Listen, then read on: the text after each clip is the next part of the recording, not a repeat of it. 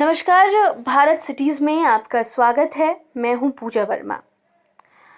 बिहार में उन प्रवासी मजदूरों को बुलाने को लेकर के लगातार सियासत गर्म थी। अलग अलग पार्टियां अपने अपने तरीके से बिहार सरकार पर हमलावर थी, अपनी अपनी तरफ से मदद पहुंचाने के लिए आगे आ रही थी। लेकिन बिहार सरकार मदद लेने के बजाय केंद्र सरकार से उन मजदूरों को बुलाने की अपील कर रही थी। चाह रही थी कि किसी तरीके से, बस से नहीं ट्रेनों से उन तमाम मजदूरों को बिहार भेज दिया जाए, जिसके बाद से केंद्र सरकार ने इसकी मंजूरी दे दी। जिस तरीके से लगातार विपक्ष के नेताओं के द्वारा सवाल उठाए जा रहे थे, उसी के बाद सरकार ने कदम उठाकर विपक्षी नेताओं के पास अब कोई मुद्दा नहीं छोड़ा है। लगातार इन मुद्दों को लेकर के अलग अलग पार्टियां सवाल कर रही थी, जिसके बाद से केंद्र सरकार की मंजूरी ने उनके सभी सवालों का, उनके सभी तंजों का, उनके सभी आरोपों का जवाब दे दिया है।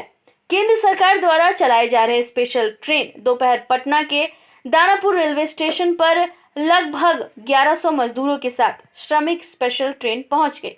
इसकी जानकारी पटना के डीएम कुमार रवि ने देते हुए कहा कि ट्रेन में सवार सभी यात्रियों की जांच रेलवे के स्कूल में की जाएगी।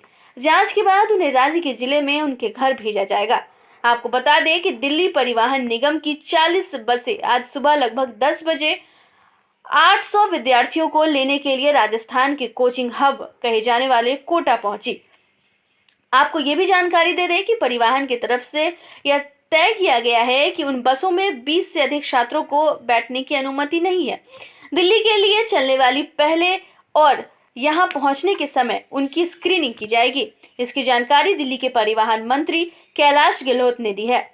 हालांकि सरकारी बस झांसी होते हुए महाराष्ट्र से बस्ती पहुंचे 7 मजदूरों जो कि उन बसों में सवार थे, उनकी जांच के बाद उनमें कोरोना वायरस से संक्रमण होने का पता चला। इसकी जानकारी बस्ती के जिलाधिकारी के हवाले से दी गई। दरअसल कोरोना वायरस के चलते देश भर में लागू लॉकडाउन के कारण दूसरे राज्यों में फंसे प्रवासी मजदूरों को लाने का काम शुरू कर दिया गया है।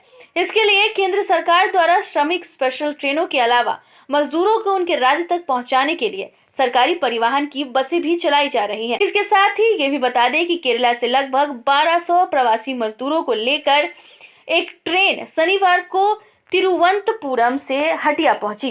कोरोना के लक्षण वाले किसी भी मरीज को यात्रा करने की अनुमति नहीं है।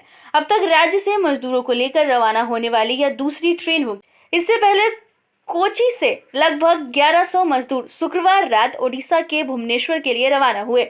केरल के राज्य सरकार ने कहा है कि कम से कम 5 ट्रेनें शनिवार को केरल से दूसरे राज्यों के लिए रवाना होगी।